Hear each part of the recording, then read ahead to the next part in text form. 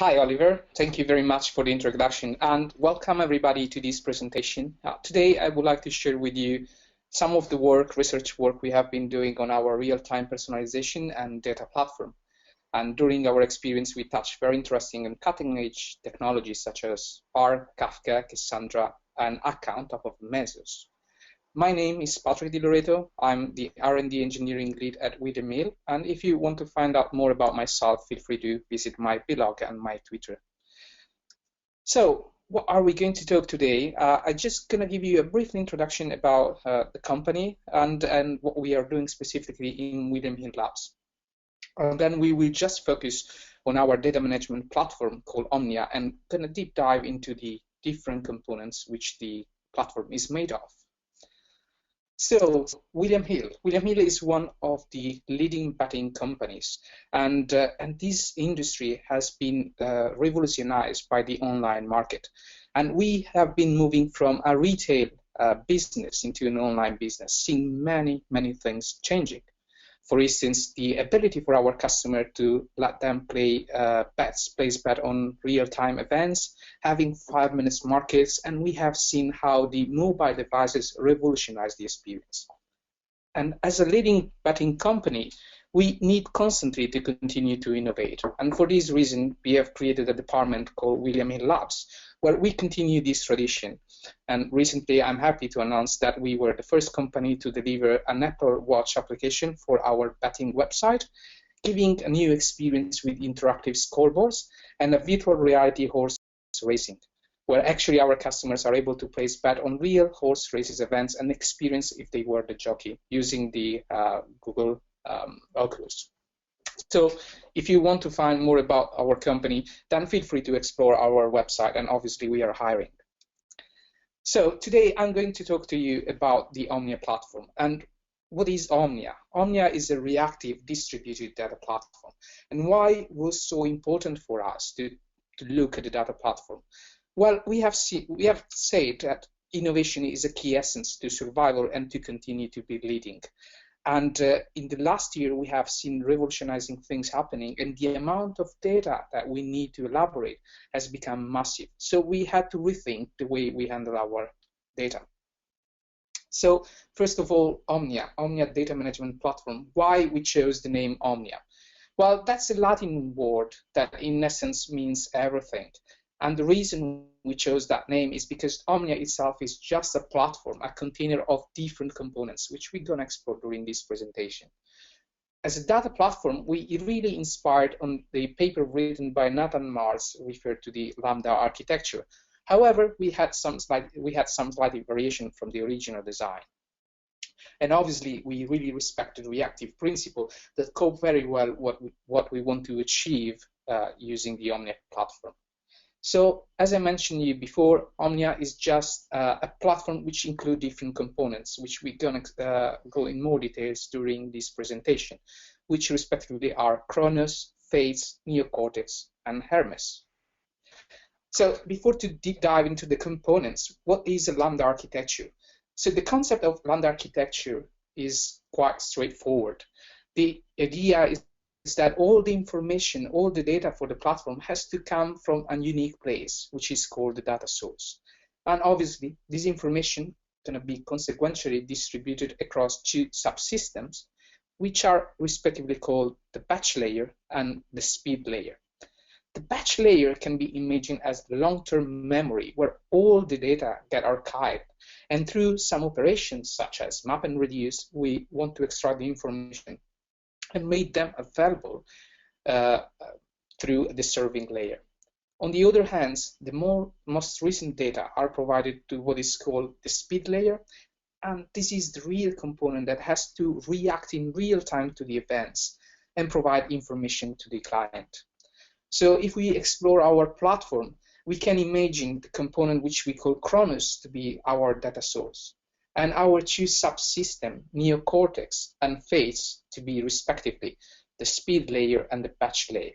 And in our variation, all the information produced by those subsystems will be published to the platform Hermes, which will make available for the client consumption. Since the beginning, we understood the importance to have very clear principle when we want to implement Omnia. And we need to be scalable. The amount of data that every day we need to elaborate is growing massively. We need to be fault tolerant. And most of all, we need to be highly available. And on a first look at the requirement and the principle we decided for our platform, we saw that that was a perfect fit of what was claimed by the Reactive Manifesto. For this reason, Omnia is embracing and merging very well those principles. Our platform, in fact, is a really message-driven platform, which gives us a huge benefit in terms of responsiveness. We don't block our CPU, we don't keep polling the system, we just react when a message is gonna get delivered. And as well, we want to benefit about fault tolerance and high availability, which give us resiliency. And the reason that we have a message-driven system, then we can benefit of the concept of referential transparency. And most of all, the ability to scale out and scale down on demand. If you think our business is very subject to the events, we can have very busy hours and moments where we don't have such a massive activity. To give you an example, what is a busy hour for William E. can compare a Black Friday for Amazon. So in that sense, the ability to scale out and scale down on demand is one of the key elements of the platform. So without further ado, let's get into the details and components of our platform. And let's start to talk about the Omnia Chronos, which is the data source of the Omnia platform. First of all, Chronos, the name. So we decided to name this component after a Greek god, exactly the Greek god of time. And the responsibility of this system is to collect information through the different data sources from the outside world and bring the information inside the Omnia platform. So you can think Omnia Chronos as a sort of middleware, a component that can talk to the outside world and bring the information inside our platform. Essentially, these represent our eyes, ears, and sensor of this system. Obviously, when we have to do such operation, we need to keep consistency. We need to have a well-defined format for our data. For this reason, in Chronos, there is a strong concept of incident. Everything that Chronos is able to record, to see, and to bring inside the Omnia platform is called incident. An incident can be imaged as a simple document where we have a type, which represents the typology of the event that have been observed. Can be a tweet, can be a bet placed, or deposit or withdrawal activity. Then we have a time, because we know everything happens in a specific moment of time. And then we also introduce the concept of acquisition times. And this is going to give us a huge benefit because the acquisition time essentially represents the moment when Chronos see the events coming through. And this will allow us to also estimate the amount of time since when the events really occurred and came to our system. Most important, we have also put care about the source. And the source is an important attribute when it comes to do data provenance analysis, when you want to do some sort of pedigree of your data.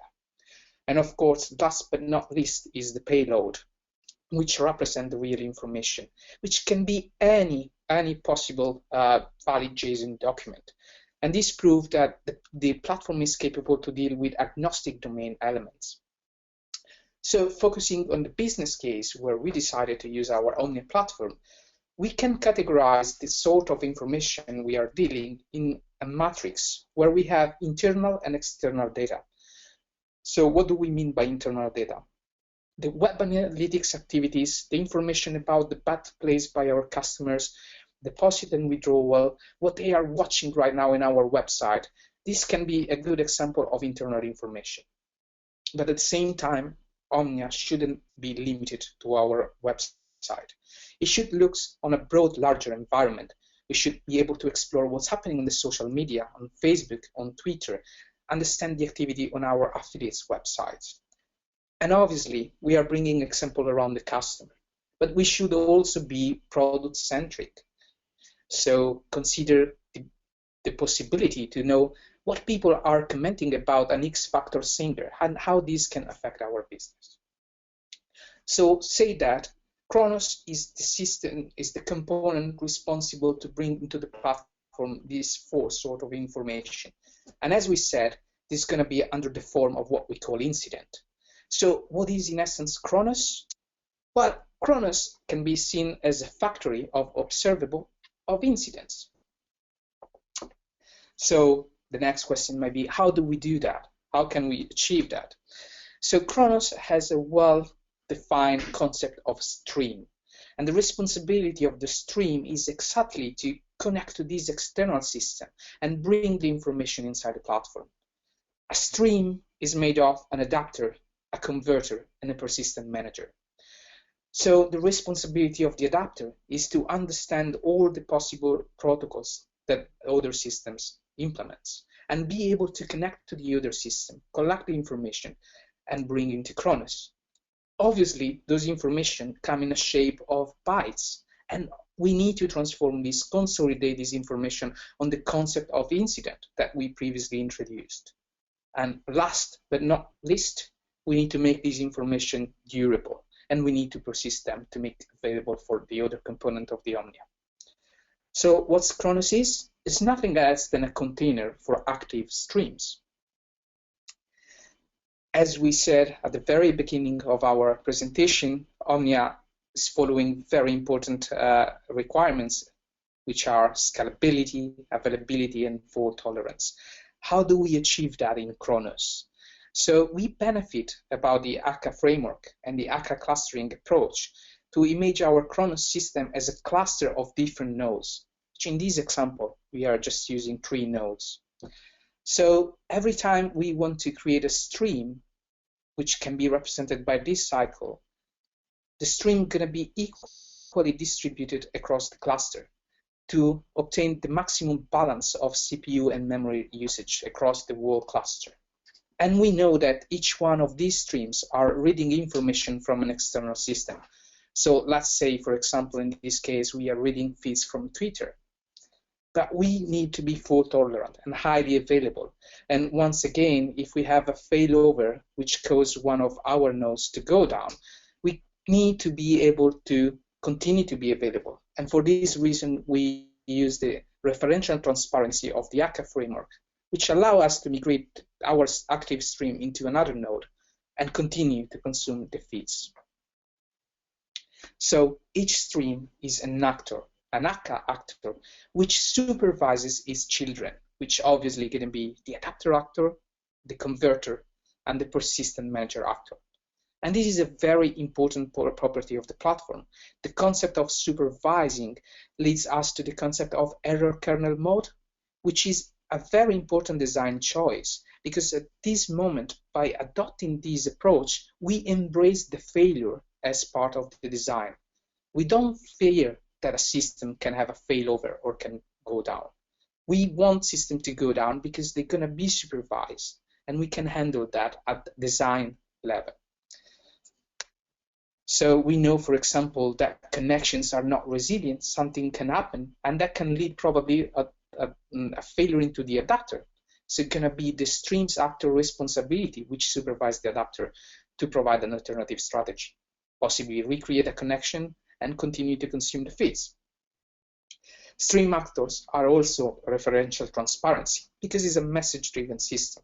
And we leverage that functionality and ability by using the Akka cluster module.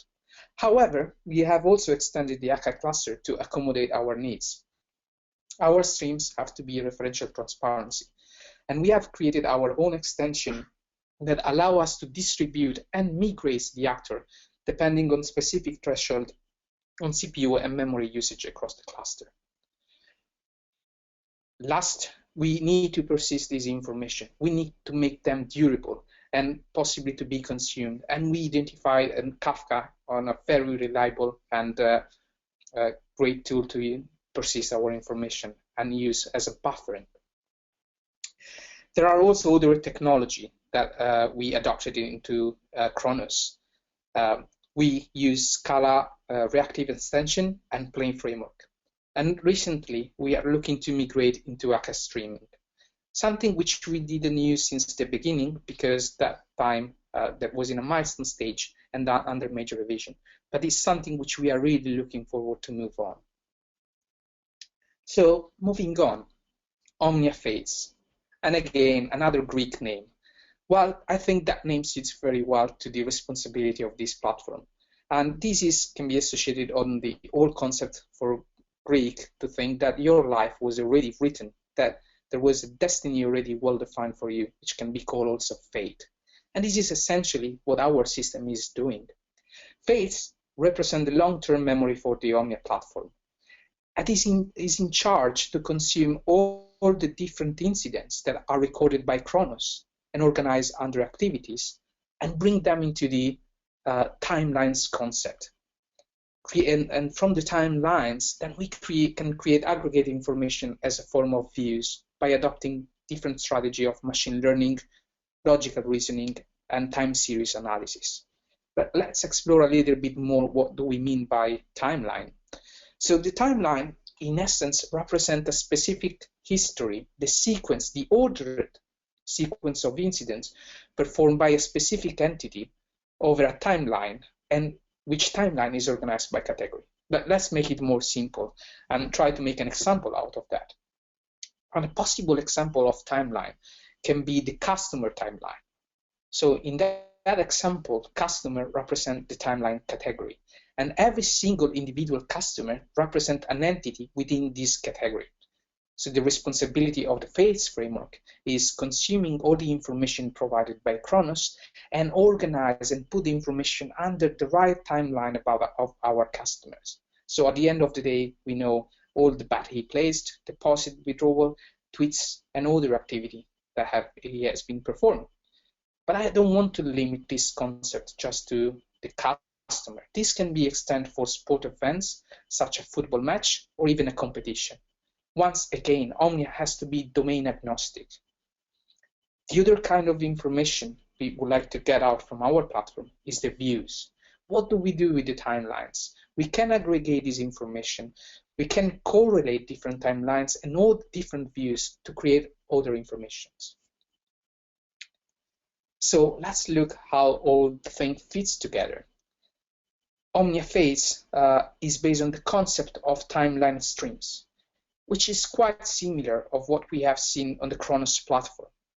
Each timeline streams has the responsibility to consume feeds from a specific Chronos stream, and then reorganize and partition under the right timeline category for the right entity.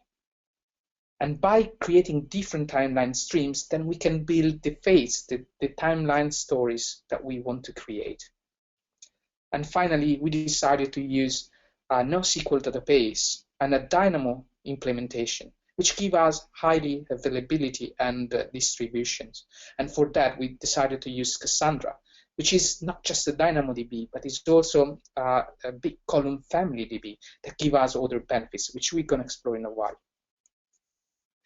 Again, Fates system is an Akka framework, is based on the same principle and clustering strategy we have seen in Chronos. So right now, I would focus a little bit more on how fates persist and make this information durable through Cassandra. So what we said is that fates persist timelines of incidents. So the schema, the structure of our tables or column family is well defined. Every single attribute we have seen in the Chronos incident definition can represent a column in Cassandra. But what are the tables? Well, every timeline category gonna have a table, which name gonna reflect the timeline category _ TL, just a naming convention. But most importantly is the key definition. We know that we have a distributed database. We need to be able to scale horizontally. So we decided that our composite key is gonna be made by a partitioning key made of an entity ID and a date, and the second element gonna have a timestamp. So let me explain a little bit better why that choice. If we would have chosen the entity ID as a partition mechanism, that wouldn't be resulted in a very good choice, because we're gonna always have more frequent customer doing more frequent activity. We might have more important event, and this will result in an unbalanced cluster. We're gonna have some nodes that are gonna contain much more data than others. So we wanted to mix the things around and keep the advantages as well of the separation of the entity ID. So every single day, we define a new key, which is the composition essentially of the entity ID, and the date. The second element is the timestamp. And here is where we try to leverage the big column strategy of Cassandra and the ability to do range query based on time, as we are persisting time series informations. And now we come to the concept of views. And views are built by jobs that are going to be performed through our framework NeoCortex. But what essentially are these jobs doing? Well, in general, we do machine learning activity. Obviously, we want to do classifications, we want to look at possible clusters and doing prediction.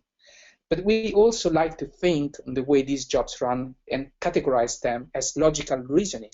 And when we talk about logical reasoning, we really like to distinguish between deduction, induction, and abduction. So deduction is the causality of the events. And just to make a simple example, it's like, if it's rainy, I'm going to be sure that the grass is going to be wet. This is a causality, is an implication, and this is a deductive reasoning. Then we have the induction, which is not the strictly mathematical definition of induction. Our conclusion performed after several observations. And then we come to the abduction, which I think is the most interesting of all of them. It's something which is not always truth, but is the way our brain as well formulate hypotheses. So to make it a little bit more clear, think on the example we have done on the deduction. So we know on abductive reasoning can be something like, because the grass is wet, it was raining. And that's not always the case. Maybe someone just wanted to put some water on his garden and we did a wrong assumption. But when this turns to be right and we have the right confidence, this is a very powerful mechanism. If we have some customers that are constantly watching football match of Liverpool team, then we can do an abductive reasoning and believe that he's a supporter of Liverpool. This is a classical example of abduction. Obviously, we are persisting timeline data, and why not doing timeline analysis? So we look at the trends, we understand the cycle, and most of all, seasonality, especially when we have to deal with sport events. As I mentioned before, all these activities, all these jobs are run and performed in a fast way by using our framework called NeoCortex. And here we come. What's NeoCortex? Well, first of all, it is the first component that doesn't have a great name. And NeoCortex aims to be nothing more than a library developed on top of the powerful Apache Spark.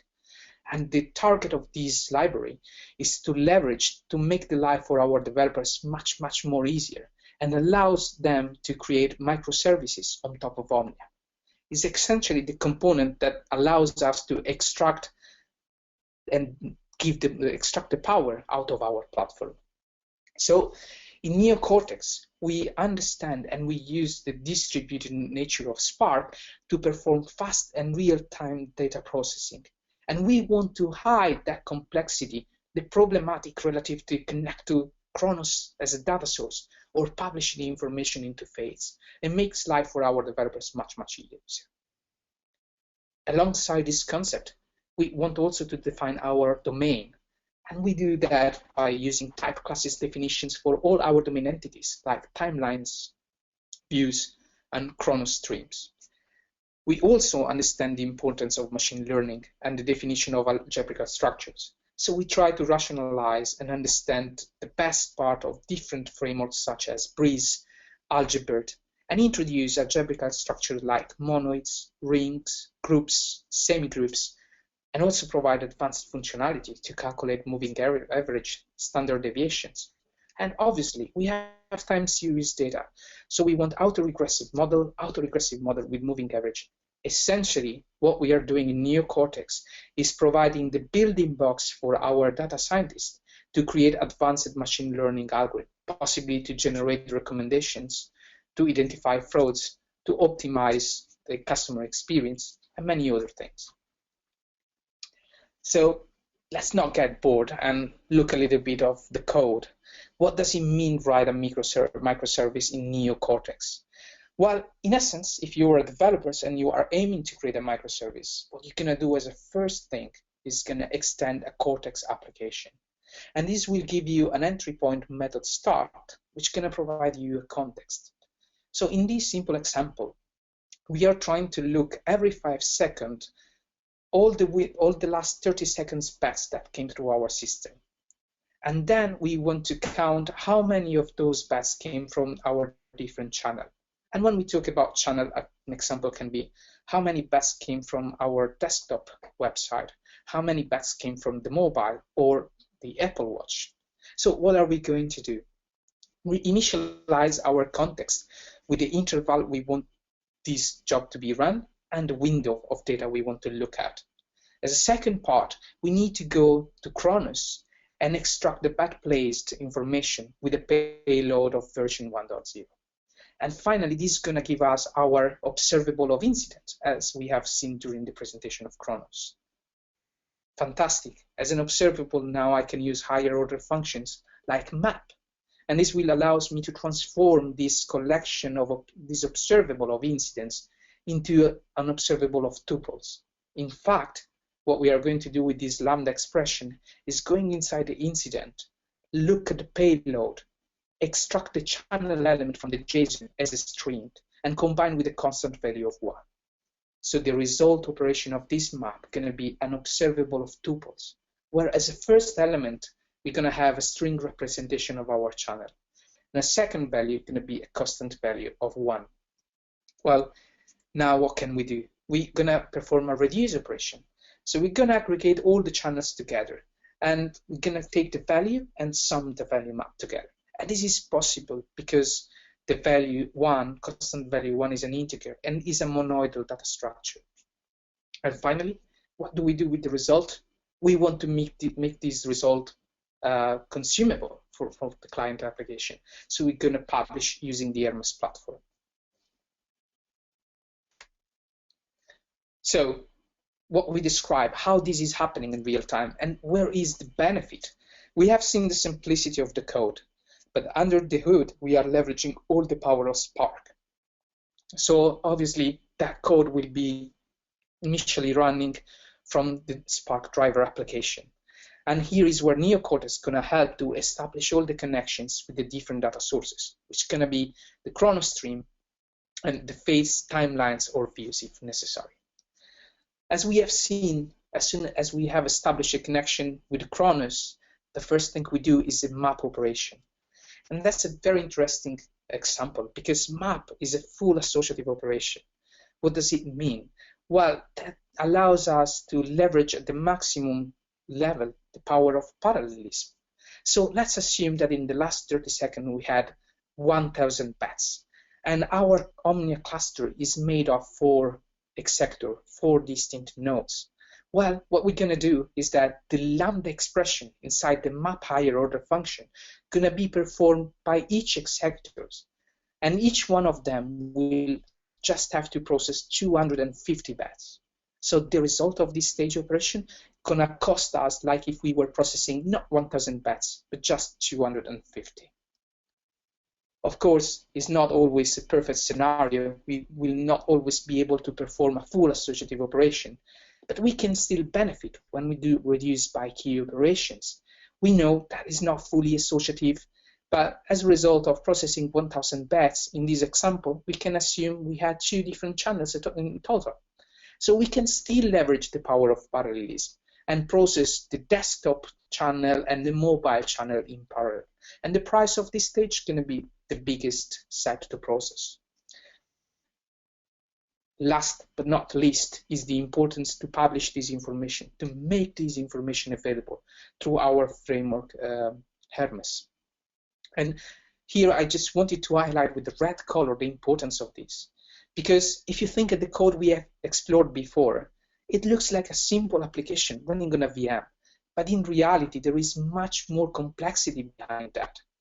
Every single Lambda expression that we wrote in the higher order function methods, they are running in different machines.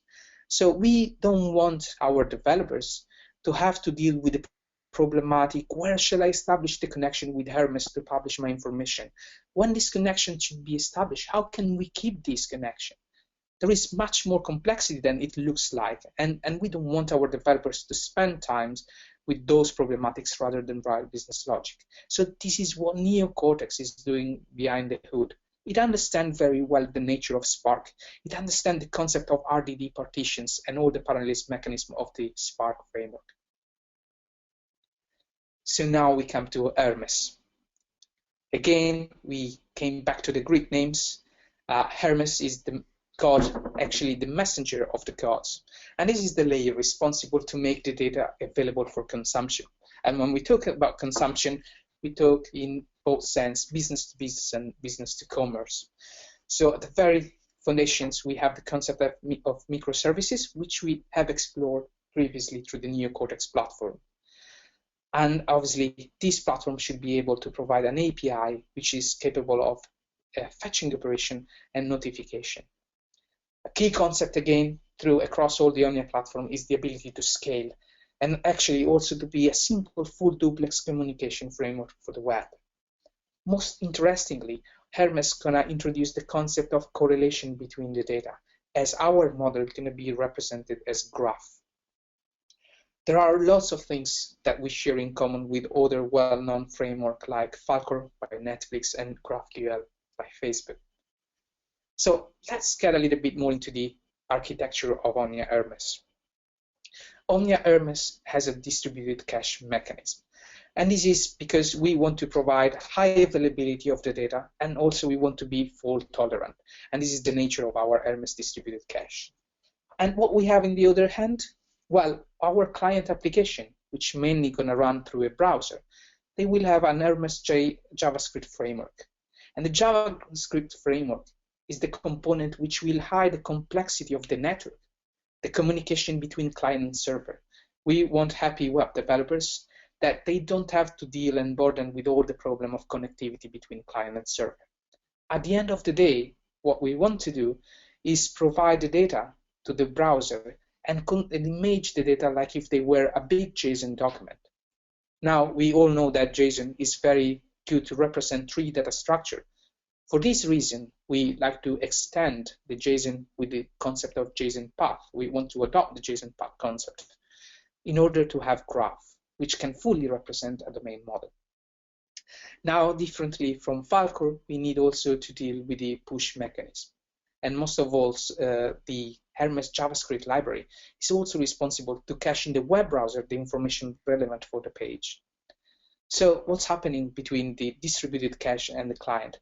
Well, we have the Hermes node component, which is a sort of mediator between the two worlds.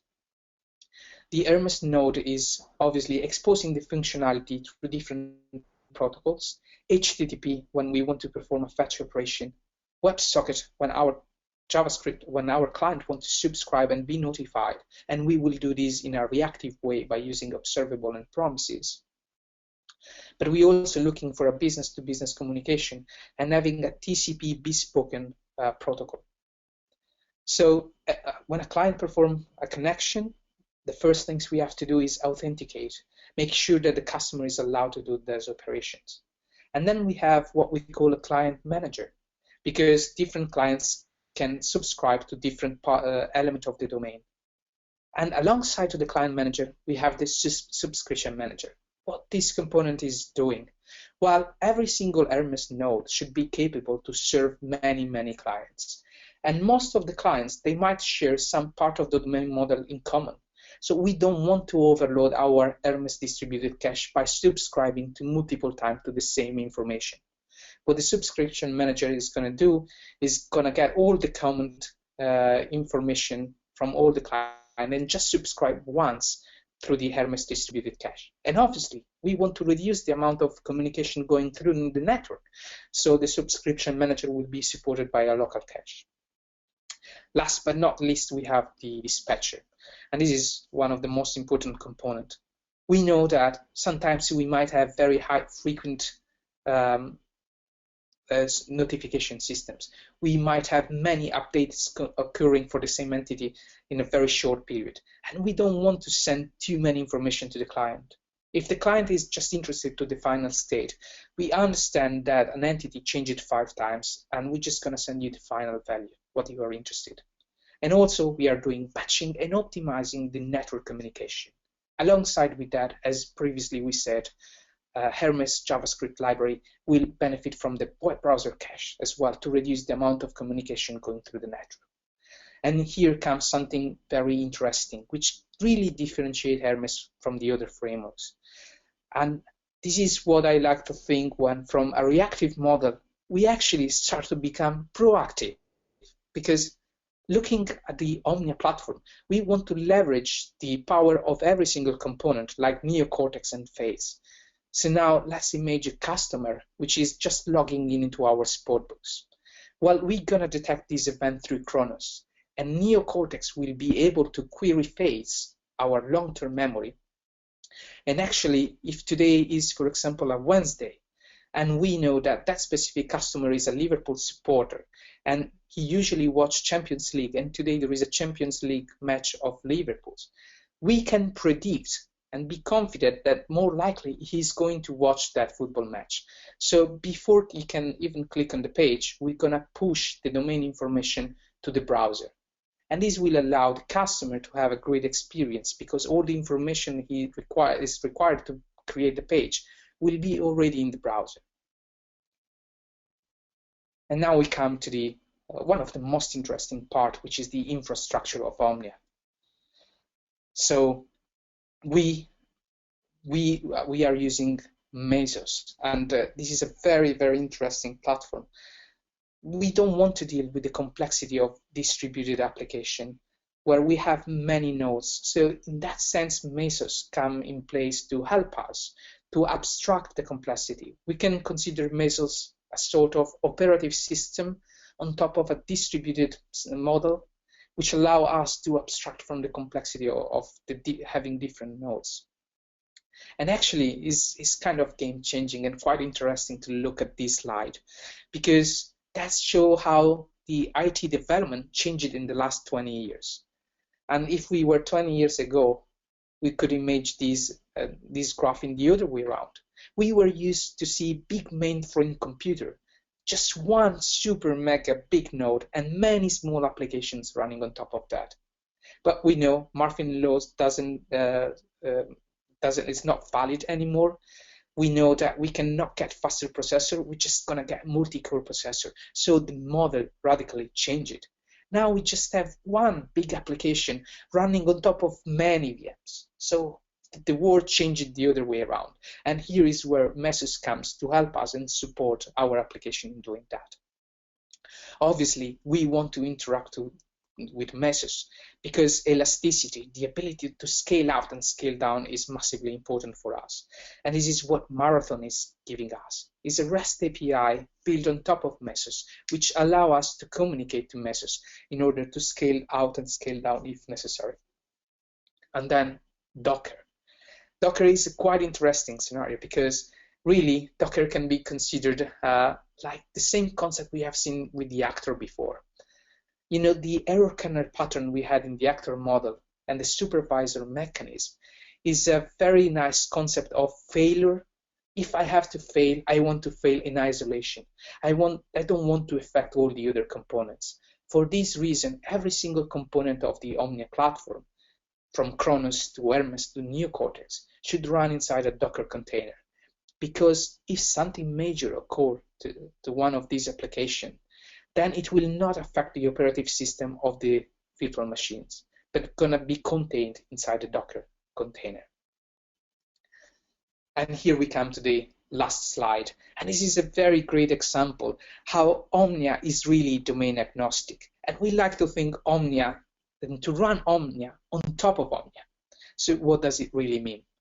Well, consider every single Omnia components from Chronos to Cortex to Phase and Hermes. Each one of the nodes that make these different parts is provided with a JMX monitor. So we are exposing CPU and memory usage metrics of our components to a JMX. Well, what can we do in Omnia?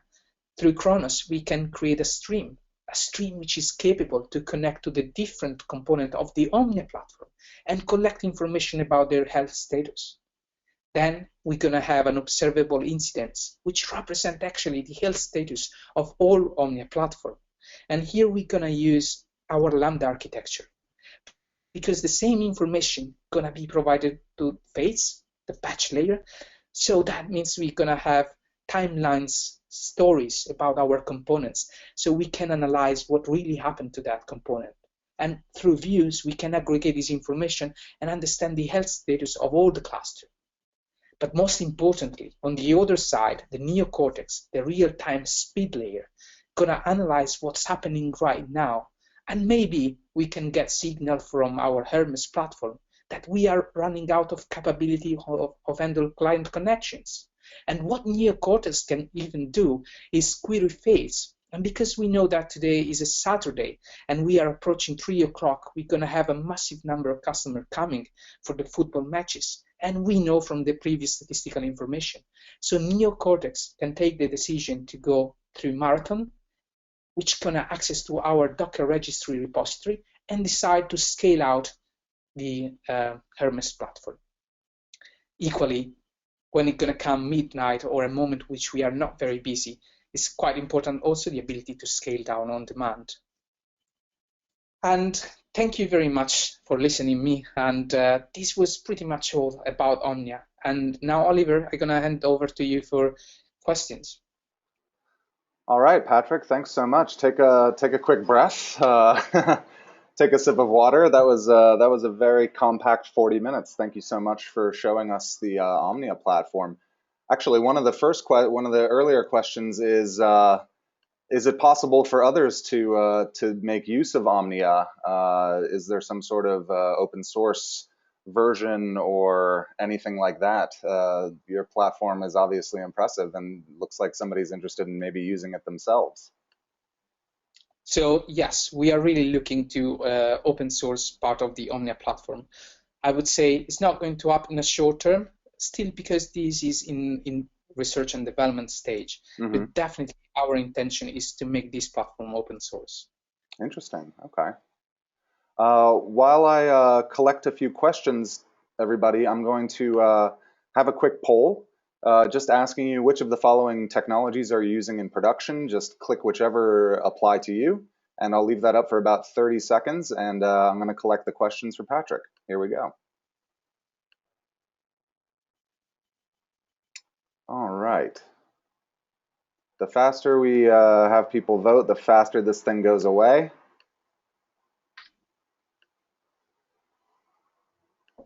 So Patrick, one of the questions while people are voting, one of the questions, and I think you mentioned it, but it might have been a late arrival. The question is, why didn't you choose Akka Streams at first? And do you have any tips on adopting this technology? Yes, sorry. And when I spoke about neocortex, I should be more precise. And to be honestly, we use both. We use Spark Core, and especially when we want to run on jobs on top of Face. And for the speed layer, real-time layer, I should be more precise and say we are using Spark Streaming. Okay. You, I think on one of your slides you mentioned that Akka Streams is something that you're looking into. Is that something that you would kind of make a pipeline with Spark streaming, or Spark as an endpoint, or how would Akka Streams play into the Spark streaming scenario for you at William Hill? So I think Spark streaming gonna cope very well with the reactive extension for Scala. So the way we implement the streams concept into Chronos and Face gonna migrate to a Spark streaming strategy, especially because Spark streaming give us the capability, all the good properties of back pressure and still keeping an actor model, which gonna give us referential transparency. So for the speed layer, we're gonna keep Spark streaming, but Akka streaming gonna fit very well on the Chronos and Face design architecture. All right, having a few more questions come in. Let me just grab them. One question is in addition to Cassandra, are you using any other big data storage for Fates or in general? So no, right now we decided to go with Cassandra. As a company, we explore different kind of NoSQL database, but for what we are building, Cassandra was a perfect fit, especially when it comes to timeline series analysis, and also the nature of multi-data centers. Also, Cassandra provide a good integration with Spark. Mm-hmm. So those were really the main reason that made us choose Cassandra. It looks like a natural and perfect fit with Spark, and also Dynamo, highly available database, distributed architecture. Definitely. Another question talks about Mesos. Do you have any issues with persistent nodes like Cassandra with Mesos? Mesos is usually mentioned in the context of stateless processing. Yes, so we are actually in the stage of exploring our Cassandra cluster is not yet into Mesos, and this is something which we're gonna explore and see.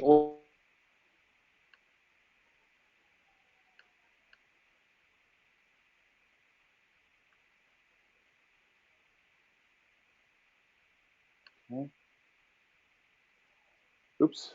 Hello?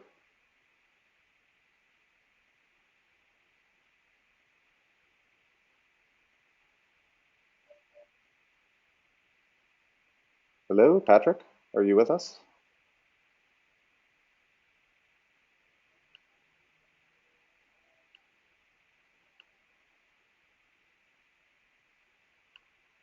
For anybody in the audience that can hear, would you type into the chat with, I believe that Patrick might have gone down. You can hear me. Ah, great. Unfortunately, I'm not that interesting. So thanks for the quick feedback, everybody. We can hope that Patrick gets back on. I believe he's actually calling from Gibraltar, which is where which is where he spends a lot of time. Let's see if Patrick can get himself online again. Okay.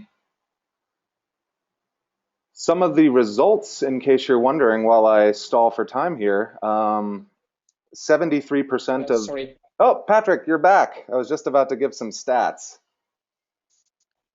All right. Sorry, yes, sorry, I don't know at which point I got disconnected, so if you No don't mind problem. to... No problem. Let's continue. There's actually a ton of great questions. I'm going to have to send them to you later. Let's see. How many people, one question is, how many people and how long did it take to have Omnia developed and ready for production? So something which I need to make very, very clear is that Omnia is not yet in production and is part of the research job we are doing here at William Lab. So Okay. at the moment, the team is made of 4 engineers, which we would like to extend to a bigger team.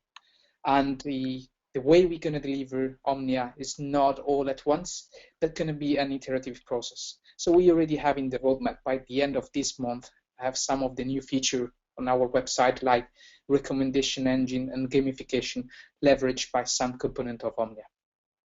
Okay, great. I apologize if I had maybe indicated to a couple people in the audience that this is a production platform. It is looking to be in production soon. Exactly.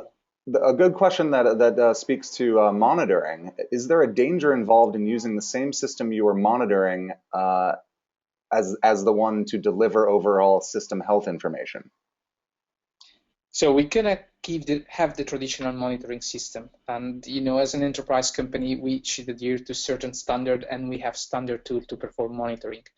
I think this will be something game changing for us as well, and again, we will not do the first iteration. It's something which we're gonna introduce little by little, but it's a great example to show how Omnia is not domain related to customer personalizations or product personalizations. What we really try to build here is a platform which is capable to manage data. So I don't see too much danger into that. Okay, good answer. Another question, have you considered using stream processing frameworks like Samza or Storm? What is the difference of using these versus Akka actors, or I assume that he's not comparing with Akka streams.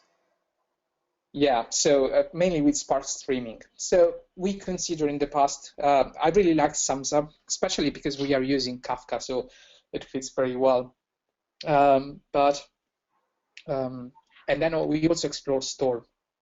So I would say I like the nature of distributed model of Spark streaming, especially because Storm is a very good framework. To be honest, it's a real-time system, but it become quite hard when you have to implement systems that have semantics exact ones. So the approach that Spark had in that sense was much more interesting for our business. The thing is that Spark treats the entity as immutable entity, is having a more functional approach, which allows the system to scale better when you have to use semantic exact ones against Storm. Okay. I guess when you cut out, we had been talking about Cassandra and Mesos again at that time, and I think you probably cut out in the middle of a sentence. Could you reiterate for the audience how you're using Cassandra and Mesos and what you had been saying a few minutes ago? Yes, absolutely. So yes, we are aware about the early stage of Mesos and persistency with Mesos. For this reason, the Cassandra cluster will not initially be hosted by the Mesos platform. We're gonna live on his own cluster, and especially because Cassandra is a strong distributed framework which has Gossip protocol and all the good stuff. So the initial version of Omnia gonna have an independent cluster of Cassandra. But the long-term vision is to bring everything inside the Mesos platform. Great. Are you using the cloud or a public cloud or private? So we are using the private cloud at this moment, and one of the reasons is because we are dealing with sensible data, and obviously there are also some restriction about gambling and public cloud, especially regional domain. So mainly we have a good infrastructure, and we are capable to build the platform ourselves, and this gives us also freedom to experiment Mesos in different way and observe the behavior. So okay, but there are no design limitation for Omnia to run in the cloud, especially when Mesos is supported natively by the cloud. One question, and I think I might even have the answer to this, but I probably not. Any thoughts on how Akka persistence compares to your persistence stack? And I believe you're using Akka persistence. Is that correct, Patrick? That's correct. I didn't mention the written presentations, but there is another element of the Omnia platform, which is quite interesting. I was talking about views and I was talking about time series data. But you know what Omnia is essentially doing is managing data structure. The data structure is so important. So I didn't talk too much about correlation with data. We actually represent our data as graph. And the graph is actually an actor model system implemented through persistency and sharding. And again, we are using Akka persistency, and actually we are using Akka persistency on top of Cassandra. So everything is consistent, essentially. Great. And we're coming to an end here, but one question I thought was interesting. I noticed you had a "we're hiring" banner in the beginning of your presentation, but somebody that I know from the JVM industry is asking, what can you advise regarding career opportunities with regards to Play, Akka, Scala? So, you know, it's quite interesting how I think on the last slides when I was talking about how the programming model is changing, I think with the with the coming of these highly parallel systems, we need to find a different paradigm of programming. And I found on the reactive manifesto a very good alternative to the traditional development on the JVM. So as a JVM software house, IT company, we really started to approach we were a Java company software. We are still a Java. We do still some development in Java. But since we started to adopt technologies such as Akka and mainly Akka, give us the ability to be referential transparency, which is a very important property when it comes to the modern, highly available system. So I don't see, on my personal view, much future into, at least in our company, on Spring and technologies like JEE. Mm-hmm. Well, Patrick, again, thank you so much for taking the time to join us today. Audience, you've been great. Thanks for handling the small drop-off. Couple final announcements. For those of you who attended and even those of you that just registered and were not able to attend, we will be sending you out an email within the next 24 hours that includes a URL to this webinar video, as well as Patrick's slides and SlideShare. So stay tuned for that. Also, I wanted to mention that we are going pretty heavy on webinars these days because they're very popular. On June 24th, next week, our next webinar is with the Forrester Research Group. If you've heard of them, it's called Modernizing Your Aging Architecture, What Every Enterprise Architect Needs to Know About Going Reactive. We'll also include a link to that in the email with this webinar. I think that's about it. If you're interested in having a conversation with anyone at Typesafe, just search Typesafe Contact Us, and you can get a hold of somebody over here. We're up 24 hours a day. Just kidding. Anyway, all, thanks again. Thank you, Patrick. And until next time. Thank you very much. Bye-bye.